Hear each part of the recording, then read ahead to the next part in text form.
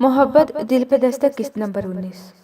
उल्टी सीधी सोचो और असाबी कशीदगी का नतीजा बुखार की सूरत निकला था और अब सभा मुतफक्कर सी इसके सर पर खड़ी थी। बहुत बेवकूफ़ हो तुम ज़ोई, कम से कम अपनी तबीयत की खराबी से आगाह तो करती। अस्सलामुअलैकुम सामीन और नाज़रीन, इन्फो विद अनम में आपको खुश आमदीद कहती हूँ। मज़ीद नावल सुनने के लिए, ख्वाब की ताबीर जानने के लिए और बहुत सारी दूसरी मालूमात के लिए चैनल को सब्सक्राइब करके बेल आइकन को दबा दीजिए ताकि आप कोई भी वीडियो हमारी सबसे पहले हासिल कर सकें। UN निकाह के वक्त बीमार पड़ने की क्या तुक बनती है? वो थर्मामीटर से इसका बुखार चेक करते हुए इसे डांट रही थी। क्या फायदा होता? तुम समझती शायद ये भी कोई ड्रामा कर रही हूँ मैं, इसने बेतासुर लहजे में कहते हुए आंखों पर बाजू रख लिया तो सबा चौंक कर इसे देखने लगी। मेरा दिमाग तुम्हारी तरह खराब नहीं है, बेवजह की टेंशन और फजूल सोचों का नतीजा है ये। वो इसकी हालत की तरफ इशारा करते हुए कह रही थी। जरूरी नहीं है कि जो तुम्हारे लिए फजूल और बेवजह हो उसकी मेरे नजदीक भी अहमियत ना हो, वो तल्ख लहजे में बोली। तो सबा ने मानदाना अंदाज में कहा, बहरहाल जोहा, अब जबकि ये सब होने जा रहा है तो तुम्हें अपने जहन को टेंशन फ्री रखना चाहिए। एक तुम्हारी तबीयत की खराबी सब घर वालों की परेशानी का बाइस बन सकती है। टेंशन में जहन को टेंशन फ्री रखना शायद तुम्ही को आता होगा, मैं इतनी माकूफुल फितरत नहीं हूँ। वो चिढ़कर बोली तो सबा इसके पास बैठ गई। लेकिन हमारी तरबियत तो एक से माहौल में हुई है ना, हमारे अपने हमारे चाहने वाले एक ही है ना, नरमी से कहा तो पता नहीं क्या सोचकर इसकी आंखें भर आई। फिर भी तुमने एक बार भी मेरी किसी बात का एतबार नहीं किया। अगर तुम कभी मुझे बताओ कि खुदा न खास्ता नौफल भाई तुमसे अच्छा सलूक नहीं करते तो इनकी पॉलिश्ड पर्सनैलिटी और अच्छे बिहेव से कितना नजर मैं तुम्हारी बात को फौरन सच तस्लीम कर लूंगी, क्योंकि मैं तुम्हें अच्छी तरह जानती हूँ, इसने रंधे हुए लहजे में कहा तो चंद सानियों के लिए सबा जैसे सुन होकर रह गई थी। दानिशनदगी में वो इसके जख्मों को फिर से ताज़ा कर गई थी। और मैं भी तुम्हें बहुत अच्छी तरह जानती हूँ, बल्कि तुम्हारी जज्बातियत और बेवकूफ़ों को भी अच्छी तरह मैं जानती हूँ कि तुम्हारी किन बातों का मुझे एतबार करना चाहिए और किन का नहीं। इसने फिलफोर खुद को संभालते हुए कदरे बेपरवाही का तासुर दिया था, वरना दिल तो इसके अंधे एतकाद पर ईमान ले आया था। तो फिर दफा हो जाओ यहाँ से। वो अब तक थी गुस्से में आ गई थी। सबा ने इसे घूरते हुए कहा, ज्यादा भाभी बनने की कोशिश मत करो वरना मुझे भी रवायती नंद बनना पड़ेगा। सबसे पहले तो मैं तुम्हारा यहाँ आना ही बंद कराऊंगी। जोहा ने दांत पीसकर कहा तो वो मुस्कुराती चली गई। फिर यूं ही हंसी के दरमियान इसे छेड़ने वाले अंदाज में बोली, ये काम तो तभी होगा जब तुम मोहित भाई को अपनी मुट्ठी में कर लोगी। इसका मतलब ये है कि तुम्हारे इरादे काफी नेक हैं। इससे पहले कि मैं इस निकाह से इनकार कर दूं तुम अपनी शक्ल गुम कर लो। जोहा ने तकिया उठाकर इसे दे मारा था। अच्छा फजूल बातें छोड़ो और अब उठ जाओ, कपड़े तैयार पड़े हैं, पहन लो, फिर रस्म का वक्त हो जाएगा, मूवी वाला भी इंतजार कर रहा है। सबा ने संजीदा होते हुए कहा तो वो साकत इसे देखने लगी। सबा ने आगे बढ़कर इसकी पेशानी चूम ली। चलो उठ जाओ अब, इससे पहले के बड़ों की तरफ से बुलावा आए।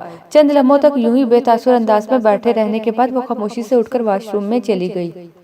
तो सबा ने भी तशक्कुर की सांस भरी थी। आयशा और हमरा को इसके पास भिजवाकर वो तेजी से अपने कमरे की जानिब बढ़ी तो रास्ते ही में ताया जान से टकराव हो गया। बेटा जी आप यूं ही फिर रहे हैं, बाहर लोग आना शुरू हो चुके हैं। बस अब्बू मैं 10 मिनट में तैयार होकर पहुंचती हूँ। वो भागी थी, जल्दी जल्दी के चक्कर में देर होती जा रही थी और किसी को अंदाजा भी नहीं हो रहा था। कपड़े तब्दील करके इसने ज्वेलरी पहनी थी और बालों को यूं ही समेट कर पीछे कर दिया। हमरा की इतला के मुताबिक ब्यूटिशियन आई थी जिसका काम शादी के दिनों में इन सबको तैयार करना था। वो नाजुक सी चप्पलों में पाँव साथी तेजी से बाहर निकलने को थी जब नौफल अंदर दाखिल हुआ।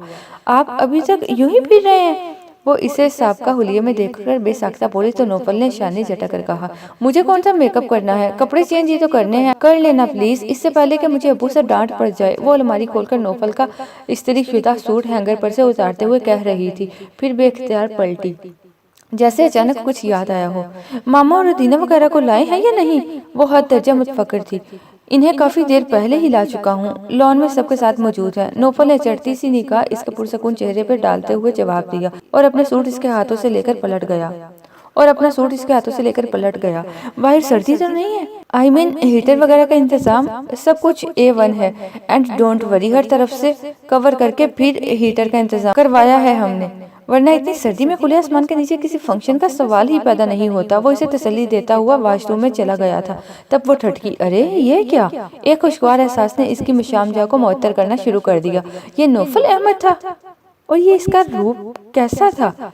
क्या कंप्रोमाइज की पहली सीढ़ी पर कदम रख रहा था वो? फिलहाल इसके पास इन सवालों के जवाब खोजने का वक्त नहीं था, सो एक खुशगवार एहसास के साथ اپنی بقیہ تیاری مکمل کرنے کے لیے ہمراہ کے کمرے میں آ گئی، جہاں بیوٹیشین سب سے فارغ ہو کر اسی کے انتظار میں بیٹھی تھی۔ بس لائٹ سا میک اپ ہو اور سادہ سا ہیئر سٹائل، اسے ہمیشہ ہی میک اپ ڈاؤن کا خطرہ رہتا تھا۔ بیوٹیشین اسے اسٹول پر بٹھاتی ہوئی خوش دلی سے بولی، آپ بیٹھے تو صحیح، سب کچھ آپ کے ڈریس کے مطابق ہی ہوگا یا پھر جو آپ کے چہرے پہ سوٹ کرے۔ تب وہ خود کو اس کے رحم و کرم پر چھوڑ کر بیٹھ گئی۔ معید اور زحا کی مائیوں مہندی کی رسم اکٹھے ہی کی جا رہی تھی، سو پہلے لڑکوں کی معیت میں کاٹن کے سفید براق سوٹ میں ملبوس، گلے میں پیلا اور سبز چندی کا دوپٹہ لٹکائے معید کو اندر لایا گیا۔ میرے یار 2 قدم پیچھے چلو، مہندی کی رسم ہو رہی ہے، نکاح کا ٹائم نہیں نکلا جا رہا۔ وہ آگے نہیں نکلا تھا بلکہ اس پر منکشف دوپٹہ اتارنے والے 2 قدم پیچھے رہ گئے تھے، مگر انس کا تانا اسے برداشت کرنا پڑا۔ اب اتنے سارے لوگوں کی موجودگی میں کیا کہتا، جم کر رہ گیا۔ بے فکر رہو یار، ٹائم پر پہنچ جائیں گے تمہیں، جان نے تسلی دی تھی۔ تائی جان نے آگے بڑھ کر معید کی پیشانی چومی اور پھر اس سے کئی سرخ نوٹ وار کر کام کرنے والیوں کو دے دیے۔ پھر باری باری مریم پھوپھو اور چچی جان بھی آگے بڑھی تھی۔ پتہ نہیں کیوں مگر آج معید کو دیکھ کر مجھے بے اختیار قربانی کا بکرا یاد آ رہا ہے۔ یہ خیال بآواز بلند عماد صاحب کا تھا، جس کے جواب میں قہقہے پڑے تھے۔ معید بے بسی سے ہنس دیا تھا۔ 2 ڈول والے اندر بلائے گئے، پھر جو ان سب نے بنگڑے ڈالے وہ ماحول کو مزید جولائی بخش گئے تھے۔ چاند کے کھینچنے پر نوفل نے وہیں دونوں ہاتھ اٹھا دیے۔ او یار، اب تو ٹی وی پر آنے بھی لگے ہو، لگے ہاتھوں فلموں کی پریکٹس بھی کر لو۔ ابرار اسے کھینچ کر بحر بیکرا میں لے آیا تھا۔ وہ سب ایک ایک پل سے خوشی کشید کر رہے تھے اور صبا نے آج نوفل کا ایک نیا ہی روپ دیکھا تھا، ان سب کے ساتھ مل کر بھنگڑا ڈالتے ہوئے، ہنستے ہوئے، بہت بے فکر سا انداز۔ صبا نے اسے اپنی رگوں میں دوڑتا محسوس تو دل اپنی حالت میں خود ہی گھبرا گیا۔ نوفل کی بے تنائی کے باوجود دل کا اس کی طرف یوں مائل ہونا اس کے لیے انتہائی پریشان کن اور غیر معمولی بات تھی۔ اس خوشی کے عالم میں بھی ایک تفکر ہمہ وقت اس کے ہمراہ رہتا تھا جو اسے آپے سے باہر ہونے نہیں دیتا تھا۔ تقریباً آدھے گھنٹے تک وہ لوگ انہی مستیوں میں مگن رہے تھے۔ اس کے بعد معید کو لے جا کر گیندے اور گلاب کی لڑیوں سے سجائے گئے اسٹیج پر بٹھایا گیا۔ تائی جان نے فوراً ہی صبا کو زحا کو لانے کا اشارہ کیا۔ جلدی سے رسم ہو جائے تو پھر کھانا کھول دیا جائے گا۔ وہ دیگر کزنز کے ساتھ زحا کے کمرے میں آئی تو اسے دیکھ کر لہجہ بھر کو ٹھٹک گئی۔ اس کا فوٹو سیشن ہو رہا تھا اور ساتھ ہی ساتھ مووی بھی بن رہی تھی، اور جس قدر سوگوار اور مجمل وہ لگ رہی تھی، اتنا ہی ٹوٹ کر اس کا روپ بھی آیا تھا۔ چلو بھئی، زحا کو لانے کا آرڈر آیا ہے، اس نے آیت الکرسی پڑھ کر زحا پر پھونکتے ہوئے بآواز بلند کہا تھا۔ وہ سب مہندی کے گیت گاتی، گوٹے سے سجے دوپٹے تلے اسے پنڈال میں لائی تھی۔ معید کے تمام حواس جیسے الرٹ ہو گئے، مسکراتے ہوئے اس کے ہونٹ بھیج سے گئے، مگر بہرحال رسم دنیا تھی تو وہ احتراماً کھڑا ہوا تھا۔ کاش زحا تم اپنی زندگی کا سب سے انوکھا واقعہ دیکھ پاتی کہ وکیل صاحب تمہارے استقبال کو کھڑے ہوئے ہیں۔ عماد نے ہانک لگائی تو سب ہنسنے لگے۔ یہ عمل اس بات کی عکاسی کرتا ہے کہ عورت کو ایسا احترام ملتا رہنا چاہیے، صبا نے خوش دلی سے جواب دیتے ہوئے زحا کو بٹھایا تھا۔ مہندی کی یہ رات، مہندی کی یہ رات آئی، مہندی کی یہ رات لائی سپنوں کی بارات، سجنیاں ساجن کے ہے ساتھ، رہے ہاتھوں میں ایسے ہاتھ، گوری کرت سنگار، گوری کرت سنگار۔ چاند اور اس کا گروپ آرکسٹرا پر شوق سروں میں میوزک دے رہا تھا۔ مہندی کی رسم ہنسی مذاق کے دوران مکمل ہوئی تھی۔ زحا نے صبا کو بلایا تھا۔ میری طبیعت خراب ہو رہی ہے۔ صبا نے جھک کر گھونگھٹ میں مقید اس کا چہرہ دیکھا تو اس کی زرد پڑتی رنگت دیکھ کر اس کی بات کا یقین آ گیا۔ نگین اور ہمراہ کے ساتھ اسے کمرے میں بھجوا کر وہ سالہ بیگم کے پاس چلی گئی۔ کھانا کھل چکا تھا سو اب وہ ان کے ساتھ تھی۔ تم آرام کرو، میں تمہارے لیے ابھی کھانا بھجواتی ہوں، نگین نے کہا تو زحا نے اسے ٹوک دیا۔ مجھے بالکل بھی بھوک نہیں ہے، میں اب بس سوؤں گی۔ ابھی سے؟ ابھی تو بیٹھ کر باتیں کریں گے، مزے کی، وہ شرارت سے بولی تھی۔ مجھے کوئی مزے کی باتیں نہیں سننی، خبردار جو کسی نے آ کر مجھے جگایا بھی تو۔ وہ کہتی دوپٹہ اتار کر کرسی پر پھینکتی ہوئی کپڑے تبدیل کرنے کے ارادے سے بڑھی تو نگین نے اسے ٹوک دیا۔ انہی کپڑوں میں سو جاؤ، اب یہ کپڑے نکاح کا جوڑا پہنتے وقت ہی چینج ہوں گے۔ کیا فضول رسم ہے، اب اس پھول گوٹے والے لباس میں تو سونے سے رہی میں۔ وہ اس کی بات رد کرتی ہوئی باتھ روم میں گھس گئی تھی۔ نگین گہری سانس بھرتی ہوئی مسکرائی اور اس کے کمرے سے نکل گئی۔ وہ تولیے سے چہرہ پونچھتی باتھ روم سے نکلی تو کمرے میں کوئی بھی نہیں تھا۔ وہ تولیہ کرسی پر پھینکتی ہوئی تھکے سے انداز میں اپنے بستر پر گر سی گئی۔ اسے یوں لگ رہا تھا جیسے وہ صدیوں کا سفر طے کر کے یہاں تک پہنچی ہو۔ واقعی معید حسن اور اس کے مابین صدیوں ہی کا فاصلہ تو تھا، مگر یہ فاصلہ چند دنوں میں کیسے ختم ہو گیا؟ یہ انہونی کیسے ہو گئی؟ اسے اپنا دماغ پھٹتا ہوا محسوس ہو رہا تھا۔ وہ دنوں روئی تھی اس انہونی پر، مگر نتیجہ کیا رہا تھا؟ صفر۔ اور آج وہ اس کی زندگی میں داخل ہوئی تھی جس سے قابل نفرت اسے کچھ بھی نہیں لگتا تھا۔ جو کچھ عمر کاظمی نے اس کے ساتھ کیا تھا اور معید حسن کا جو رویہ اس کے ساتھ ہمیشہ سے رہا تھا، اس نے مردوں کو زحا میر کے لیے کچھ زیادہ قابل اعتماد نہیں رہنے دیا تھا، بلکہ اب تو وہ گھر والوں سے بھی متفکر ہو گئی تھی۔ آنکھیں موند کر گہری سانس کھینچتے ہوئے اس نے اپنے تنے ہوئے اعصاب کو پرسکون کرنے کی کوشش کی، لیکن ناکام رہی۔ در حقیقت آج جو کچھ بھی ہوا وہ اس کی برداشت سے بہت زیادہ تھا۔ اب بھی بے بسی کا احساس حد سے بڑھا تو اس کی آنکھوں کے کونے بھیگنے لگے۔ میں تمہیں زندگی بھر معاف نہیں کروں گی معید حسن، کبھی نہیں۔ اگر تم محض زندگی گزارنے کے لیے یہ قدم اٹھاتے تو شاید میں بھی کمپرومائز کی راہ پر چل ہی پڑتی، مگر تم جو کھیل کھیلنے کی خاطر میرا استعمال کر رہے ہو اسے میں بہت اچھی طرح جان چکی ہوں۔ نہ چاہتے ہوئے بھی اس کی سلگتی سوچیں اسی راہ پر گامزن تھی۔ اسی وقت دروازہ کھٹکھٹائے جانے کی ہلکی سی آواز اور پھر کسی نے ناپ گھما کر آہستہ سے دروازہ کھولا۔ زحا نے مندی آنکھیں کھول کر دروازے کی جانب دیکھا تو معید حسن کو پا کر وہ ایک جھٹکے سے اٹھ بیٹھی۔ اس نے ادھر ادھر ہاتھ مار کر اپنا دوپٹہ تلاش کرنے کی کوشش کی، مگر ندارد۔ کیوں آئے ہیں آپ یہاں؟ وہ بھنجے ہوئے لہجے میں غصے سے بولی تو اس نے اطمینان سے جواب دیا، کسی کام سے آیا ہوں، تمہاری شکست کا مذاق اڑانے نہیں۔ زحا تو سر تپا دڑا دڑ جلنے لگی۔ آپ مجھے انتہائی قدم اٹھانے پر مجبور کر رہے ہیں۔ میں نے اگر کسی کی ضد کا مان رکھا ہے تو وہ میرے گھر والے ہیں، مگر آپ جو کھیل میرے ساتھ کھیل رہے ہیں اس کا نتیجہ آپ ہی کو بھگتنا پڑے گا۔ اس کی رنگت جل اٹھی تھی۔ اسے سامنے پا کر تو جیسے رگوں میں خون کی بجائے لاوا دوڑنے لگا تھا، اوپر سے اس کا انداز گفتگو۔ تمہیں کچھ بھی کرنے کی ضرورت نہیں ہے، وہ کمال معتدل انداز میں بولا تھا، پھر قدرے توقف کے بعد گویا ہوا، لوگوں کی پرکھ کرنا سیکھو، ایک دم سے انتہا پر پہنچ کر فیصلے کرنا جذباتیت کی نشانی ہوتی ہے۔ باہوش لوگ ایسے کام نہیں کیا کرتے، اور اس گھر میں باہوش صرف آپ ہی ہیں، میں جانتی ہوں۔ وہ تیز لب و لہجے میں اس کی بات کاٹ گئی، میں جذباتی سہی، بے وقوف سہی، مگر کم از کم اپنے چہرے پہ نقاب سجا کر کسی کو دھوکہ تو نہیں دے رہی نا؟ آپ سے تو 1000 درجہ بہتر ہوں، بہت اچھے بیٹے، بہت اچھے بھائی تو بن گئے ہیں، مگر آپ کو یہ جاننے کی فرصت نہیں ہے کہ اس عرصے میں آپ کتنے برے انسان بن چکے ہیں۔ سینے پر بازو لپیٹے وہ بہت پرسکون سا اس کی باتیں سن رہا تھا۔ اس کے خاموش ہونے پر گویا ستائشی انداز میں بولا، آبزرویشن تو بہت اچھی ہے تمہاری، خصوصاً میرے متعلق۔ وہ سرتپا دڑا دڑ جلنے لگی تھی۔ خدا کا شکر ہے کہ مجھے صحیح اور غلط کی کافی تمیز ہے، مگر اس کے ساتھ ساتھ تمیز کی دیگر اقسام پر بھی نظر ڈال لیتی تو اور بہتری آ جاتی تمہاری اخلاقیات میں۔ اب آپ جان بوجھ کر مجھے بدتمیزی کرنے پر مجبور کر رہے ہیں۔ اسے خود نہیں پتا تھا کہ وہ اتنی برداشت سے کیسے کام لے رہی تھی، ورنہ اب تک تو پھٹ جاتی۔ میں تمہاری یہ امانت تمہارے حوالے کرنے آیا ہوں۔ اس نے سینے پر لپیٹے بازو کھولے تو زحا کو پہلی مرتبہ اس کے ہاتھ میں ایک سفید لفافہ دکھائی دیا تھا۔ یہ کیا ہے؟ وہ اکڑا انداز میں گویا ہوئی تھی۔ معید نے لفافہ اس کی طرف بڑھا دیا۔ پروانہ آزادی۔ لفافہ تھامتے ہوئے زحا کا دل پوری شدت سے دھڑک اٹھا تھا۔ اس نے بڑی بے صبری سے لفافہ کھولا تو اس میں طے شدہ پیپر رکھا تھا۔ بے ترتیب ہوتی دھڑکنوں کے ساتھ زحا نے پیپر سیدھا کرتے ہوئے اس کا متن پڑھنے کی کوشش کی تو صدمے کا شکار ہو گئی۔ سارا پیپر بالکل خالی تھا، کوئی عبارت تحریر نہیں کی گئی تھی، البتہ آخری لائن پر وقفے وقفے سے معید حسن کے 3 عدد سائن جگمگا رہے تھے۔ اس نے بے حد بے یقینی سے معید کو دیکھا۔ وہ پوری طرح اس کی طرف متوجہ تھا، جیسے اس کے رد عمل کا منتظر ہو۔ زحا کو یوں لگا جیسے وہ اب اس کا تماشا دیکھنا چاہتا ہو۔ اسی خیال سے وہ بمشکل ہی خود کو کنٹرول کر پائی تھی۔ یہ کیا مذاق ہے؟ مذاق؟ وہ بڑی حیرت میں مبتلا ہوا تھا، پھر بڑے اطمینان سے بولا، تم یہ سب چاہتی تھی نا، تو میں نے کر دیا۔ اب تم اپنے کسی بھی نفع نقصان کا ذمہ دار مجھے نہیں ٹھہرا سکتی، کیونکہ تم نے جو آخری ذمہ داری میرے شانوں پر ڈالی تھی میں اسے نبھا کر اب تمہارے حوالے کر چکا ہوں۔ تم اسے جیسے چاہے کیش کر سکتی ہو۔ مگر زحا کا تو خون ہی کھول اٹھا۔ میں نے آپ سے پورا گارنٹی کارڈ مانگا تھا، یہ آٹوگراف میرے کس کام کا؟ اس نے کاغذ لہرایا۔ وہ جس ثبوت کو ہاتھ میں لے کر سب پر معید کی اصلیت واضح کرنا چاہتی تھی وہ معید حسن کی ہوشیاری کے باعث اس کے ہاتھ نہیں آیا تھا۔ عمر کے آنے پر تم اپنی مرضی کا کوئی بھی فیصلہ کر سکتی ہو، میں کوئی اعتراض نہیں کروں گا، اور نہ ہی تم پر کسی بات کا الزام آئے گا۔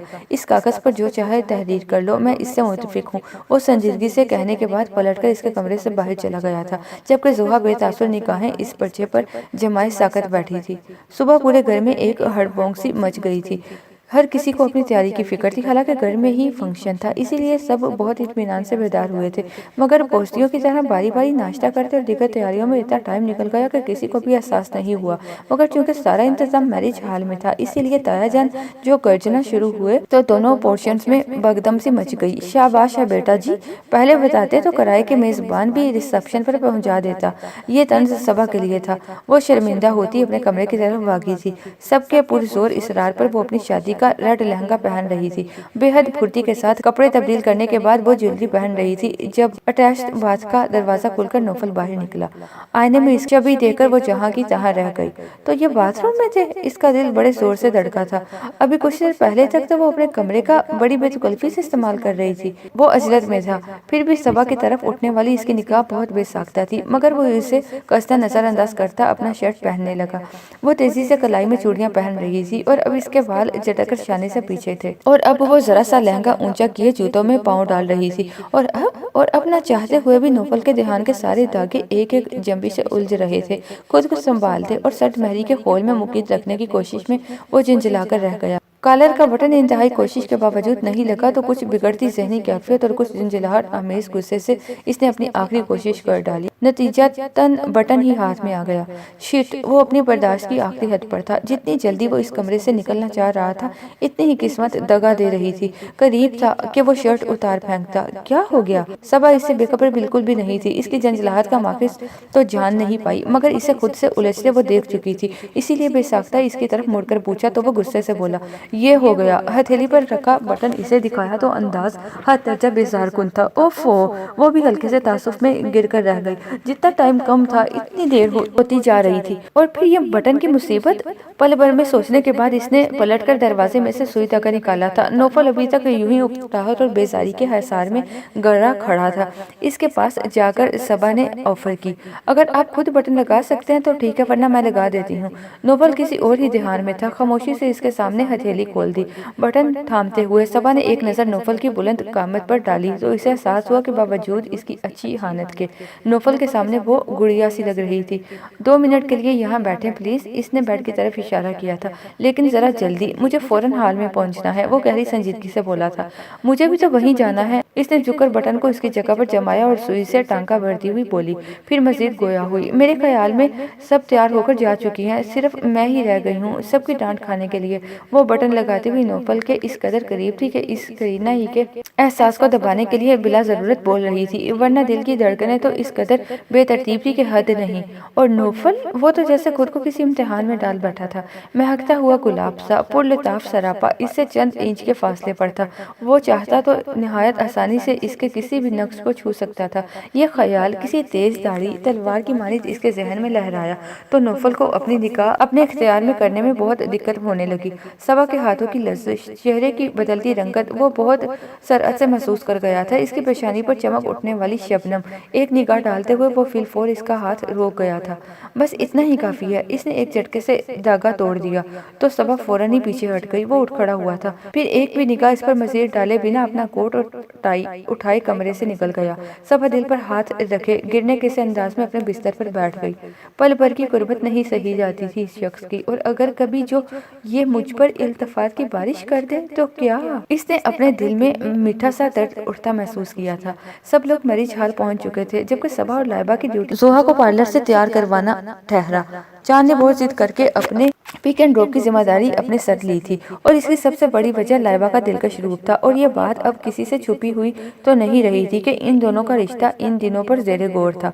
तभी अनस और अमाद ने इसे अच्छा खासा रगेदने के बाद ये जिम्मेदारी इसके हवाले की थी। बंदा दही बल्ले लगाने का ठेला लगा ले, भैंस चरा ले, बल्कि गवाला बन के घर घर दूध बेच ले, मगर कभी किसी के इश्क में ना पड़े। निरी खवारी है। वो बड़ी महारत से गाड़ी ड्राइव करता बाआवाज बुलंद इजहार ख्याल कर रहा था, जबकि इतनी ही महारत के साथ बैक मिरर पर पिछली नशिस्त पर जोहा के साथ बैठी लाइबा पर सेट कर रखा था, जो आज गोल्डन ब्राउन लिबास में कुछ ज्यादा ही पुरकशिश लग रही थी। या फिर महबूब का हर रंग ही दिल में खुबार करता है। बहुत अच्छे, तो फिर कब लगा रहे हैं आप जनाब दही बल्ले का ठेला? सबा ने मुस्कुराहट दबाते हुए बड़ी सादगी से पूछा था। वो भी एक उस्ताद था, बड़ी होशियारी से बोला। मैं भला क्यों, मैं इन चक्रों में नहीं पड़ता। मैं तो इनकी बात कर रहा हूँ जो इश्क में पड़ते हैं। उसी वक्त एक मोटरसाइकिल के गलत तरीके से ओवरटेक करने पर इसने बर वक्त ब्रेक दबा दी तो संभलने की कोशिश के बावजूद वो तीनों ही इधर उधर टकरा कर रह गई। अल्लाह ही खैर, सबा का दिल दहल गया था। इन्हें तो फौरन से बेशतर चांद गाड़ी चलाने का लाइसेंस बनवा लेना चाहिए। لائبہ نے اپنی کونی سہلاتے ہوئے جل کر ایک اور ویکینسی کا حوالہ دیا تھا۔ بہت غلط بات ہے یوں کسی کو مس گائیڈ کرنا۔ چاند نے ایک مسکراتی نگاہ آئینے میں جھلکتے اس کے سندر سے روپ پر ڈالتے ہوئے گاڑی گیئر میں ڈالی تھی، پھر ساتھ ہی بولا، اب تم بھلا کسی چاند گاڑی کے ڈرائیور کے ساتھ شادی کرو گی؟ صبا زور سے ہنسی تو لائبہ کو کرنٹ سا لگا، یہ کیا بکواس ہے، میرا یہاں کیا ذکر؟ اوہو، اس کے بھڑکتے ہی چاند کو جیسے بہت مزہ آیا تھا۔ دیکھ رہی ہو نا صبا، ایسے ہوتے ہیں مجنوں کو پتھر پڑوانے والے، پنوں کو صحرا میں جلانے والے، رانجھے کو تخت ہزارہ چھڑوانے والے، اور اب چاند کو چاند گاڑی ڈرائیور کروانے والے۔ وہ اونچی آواز میں بولا تو لائبہ کا جی چاہا کہ اس کی گردن ہی دبا دے۔ زوہا تو سر منہ لپیٹے تھی، مگر صبا اب باقاعدہ موڑ کر اپنی ہنسی روکنے کا تکلف کیے بغیر اسے دیکھ رہی تھی۔ دیکھ رہی ہو صبا، یہ مجھے ہی کہہ رہا ہے۔ وہ ہمارے شرم کے روحانسی ہونے لگی تھی۔ تو تم کوئی اور بزنس یا جاب کیوں نہیں بتا دیتی انہیں؟ صبا نے بھی شرارت سے کہا تو وہ منہ پرائے کھڑکی سے جڑ کر بیٹھ گئی۔ لے جی، آپ کی پارٹی تو ناراض ہو گئی ہے۔ صبا نے سیدھے ہوتے ہوئے چاند کو چھیڑا تھا اور وہ ہنس دیا، پھر اونچی آواز میں بولا، اس سے کہو ذرا سا سامنے ہو کر بیٹھے، میں اسے زیادہ مرر کو نہیں موڑ سکتا۔ تو ضرورت بھی کیا ہے مجھ پر مرر سیٹ کرنے کی؟ اس کی تو توقع کے عین مطابق لائبہ تنگ کر بولی تو چاند نے کہا لگا لیا، تمہیں کون دیکھ رہا ہے؟ بلکہ تمہاری وجہ سے مجھے پیچھے کا ویو دکھائی نہیں دے رہا، اس لیے کہہ رہا ہوں کہ مرر کی رینج سے ہٹ جاؤ تاکہ میں ٹریفک دیکھ سکوں۔ لائبہ کی درگت ابھرتی دیکھ کر صبا کو بہت ہنسی آ رہی تھی، مگر اس وقت ہنسنے کا مطلب لائبہ کو خفا کرنا تھا، سو اس نے چاند کے بازو پر ہاتھ مارتے ہوئے قدرے رعب سے کہا، اس طرح کی ہوشیاریاں دکھا کر آپ اپنے لیے مشکلات پیدا کر رہے ہیں، کیونکہ معید ابھی کورٹ ہی میں ہے۔ ڈونٹ وری سسٹر، جج اور وکیل سب اپنے قابو میں ہیں، گواہ کی کیا مجال جو میرے حق میں گواہی نہ دے۔ وہ صورتحال کو پوری طرح انجوائے کر رہا تھا، مگر لائبہ اسے سختی سے خفا ہو گئی۔ بھلا محبت کے دیودار یوں تنگ کیا کرتے ہیں؟ اسے بھی چیک کرو، کہیں سو تو نہیں گئی؟ صبا کو زوہا کا خیال آیا تھا۔ رات کی شدید ٹینشن کے باعث وہ اب بخار میں مبتلا تھی اور کسی سے بھی بات نہیں کر رہی تھی۔ یہ اب صرف 3 بار ہاں کرنے کے بعد بولے گی، اماد نے کہہ کر مریم پھوپھو سے ایک جھانپڑ بھی کھا لیا۔ چاند انہیں پارلر ڈراپ کر کے واپس ہو گیا تو زوہا کو بیوٹیشین کے حوالے کر کے وہ دونوں صوفے پر آ بیٹھی۔ مجھے تو فارم کا ری ٹیک کروا دیا دلہن کا۔ صبا کو اپنا لہنگا اور وزنی دوپٹہ سنبھالنے میں مشکل پیش آ رہی تھی، حالانکہ گھر آئی بیوٹیشین نے اس کی ہدایت پر اس کے بالوں کے ساتھ ساتھ دوپٹے کو بھی بہت اچھے طریقے سے سیٹ کیا تھا۔ اب بھی وہ ناگواری سے بولی تو لائبہ نے شرارت سے پوچھا، کہیں یہ الزام نوفل بھائی کے سر تو نہیں لگا رہی؟ لائبہ، اس کا مطلب سمجھ کر وہ تیزی سے سرخ پڑی تھی، ساتھ ہی اس کے بازو پر چٹکی بھری۔ وہ اچھل کر رہ گئی، بہت فاسٹ جا رہی ہو، انٹرنیٹ کا زمانہ ہے یار، سب چلتا ہے۔ وہ بڑے انداز سے بولی، پھر صبا کی شکل دیکھ کر ہنس دی۔ تو کیا یہ نکاح ہو پایا یا نہیں، جاننے کے لیے دیکھتے رہیے محبت دل پہ دستک، قسط نمبر 19 حصہ نمبر 2۔